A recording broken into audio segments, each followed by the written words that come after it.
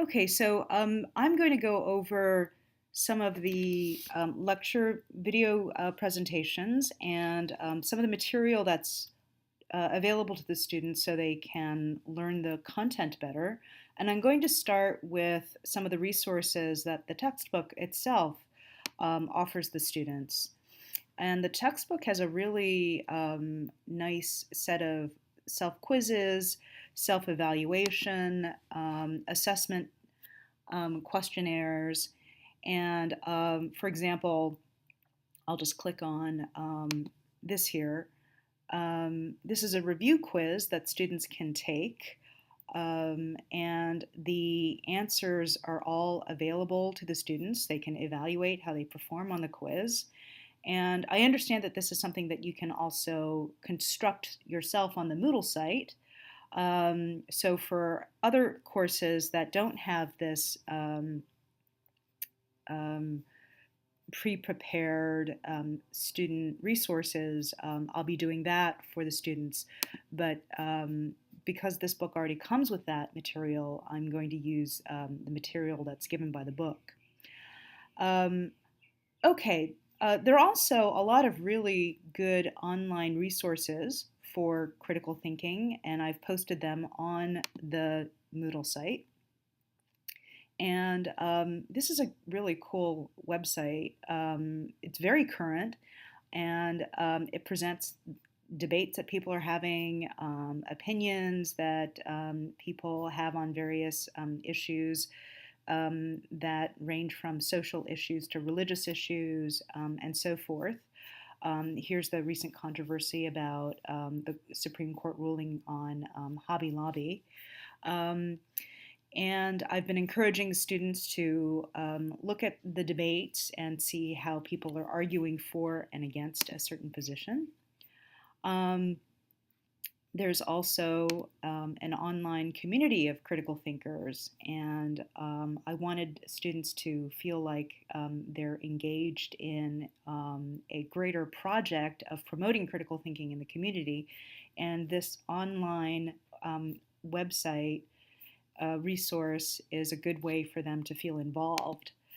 Um, Also, for my course on Tuesdays and Thursdays, we have these chat sessions, and I'll illustrate a chat session that we had most recently.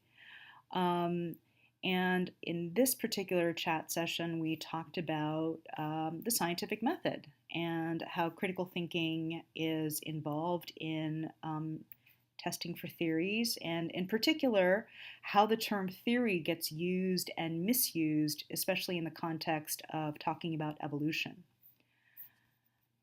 Um, and the chat sessions have been very rewarding, actually. The students are very engaged, and I just wish more students would participate. But I understand that times don't work out for everybody, so I'm glad that at least the students who do participate get a chance to do that. Um, all right, so I am going to go through a video presentation of one of my lectures. So let's go through this lecture under the title The Anatomy of an Argument. And this is the part of the course where things start to get difficult and technical because a lot of new concepts get introduced. And as before I start the video presentation, I should explain that I always have very thorough lecture notes that cover the material that the book discusses. My lecture notes are a little bit different from the book. I'd like to think that they're a little bit clearer than the book. What my video presentations do is go over my lectures and highlight certain things that I would do in class. And here's an illustration of how I've used Explain Everything to present my video, to present my lectures in a video format. Hi everyone. So this week we're going to go over some of the technical concepts that underlie the nature of arguments. And we're going to begin. So, what you have is a statement of the form. I go through my lecture notes page by page, and I highlight certain things that I think are important or things that I think are difficult and explain or try to explain in a different way. Um, in my in my lectures, I try to be as visual as possible with regard to the explanation of abstract concepts. So I like to make pictures the way that I do here. We don't use the concepts that apply to one game to the other. So, for example, you wouldn't say in baseball you scored a touchdown, or that in football you hit a home run. So, you have to keep these concepts separate. In the case of inductive arguments, the structure of an argument is characterized by its strength or weakness. At any rate, so this is how I've been presenting my lecture notes to my students, and this is the part of my online course that comes closest to the notion of flipping a classroom, where I go over the lecture notes in a manner that I would do in a classroom. I post that on the Moodle site. And the video presentations are fairly long. They're about anywhere from 30 to 40 minutes long. That's why I break them up into two parts. And I do this for each one of my lecture notes. As you can see, here's a lecture note on reasons for belief and doubt, lecture notes on faulty reasoning, and to go back to the topic of the anatomy of an argument. For this week, for every week, I have a topic that I want students to discuss. The forum post for this week, I think I had them. Oh, right. I had them evaluate these arguments for God's existence. I know it's pretty heavy stuff, but I thought I'd get the students interested in some philosophical content right away. And I put up three arguments for and against God's existence. And I had the students evaluate their structure, and they did remarkably well. So I was really happy with their performance on that and their application of the content that they learned in this lecture and the video presentations of this lecture that goes over that material. And then I also constructed a quiz, not a quiz, but more like a self-evaluation assessment quiz where I asked the questions having to do with whether an argument is deductive or inductive, and students took the quiz and they quite liked it. So that worked out quite well. I have a total of 3 assignments for my course. It's just a nicer way of calling them exams, or really exams, but I call them assignments. And I use Turnitin as the method for their submitting their assignments. And what I do is I basically give the students the full set of potential questions that I'm going to ask on the exam. And because it's open book, I make the questions a lot more substantive. So here are the questions that I say may appear on the exam.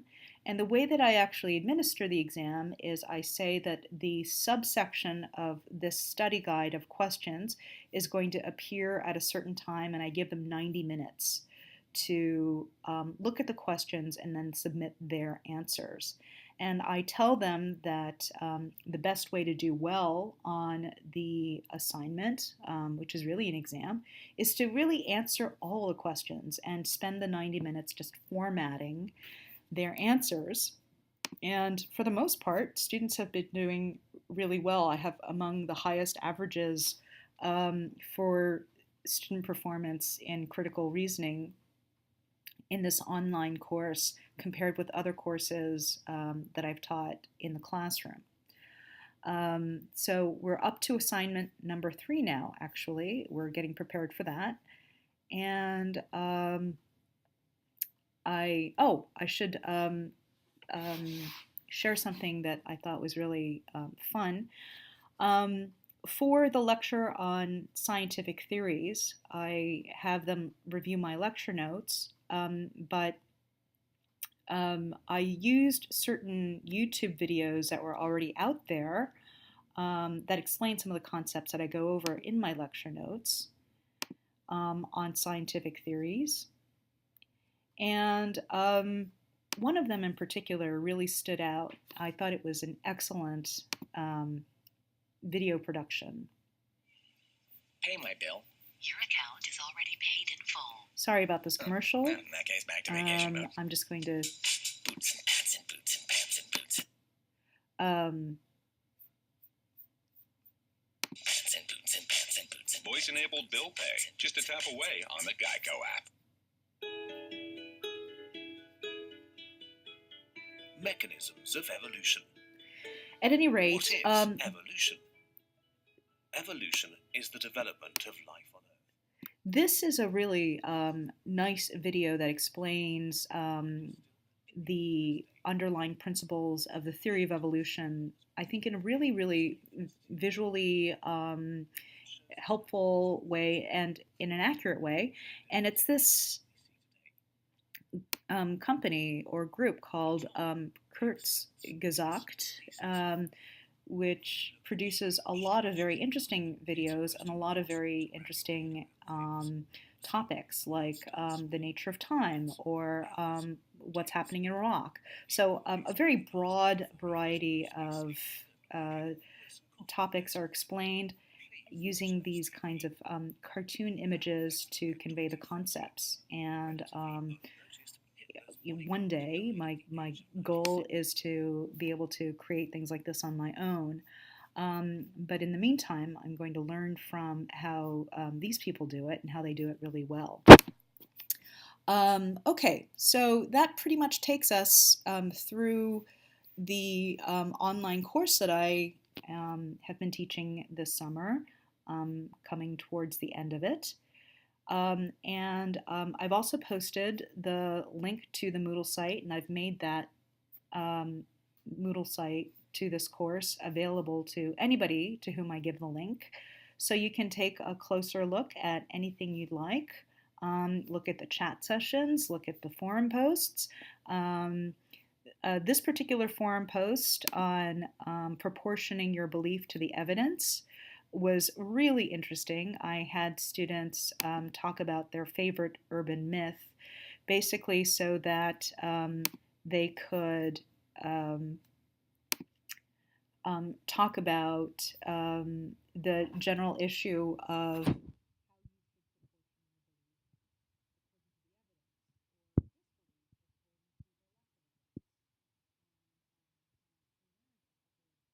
things from the student posts. Okay, so thank you for listening, and I hope this was helpful.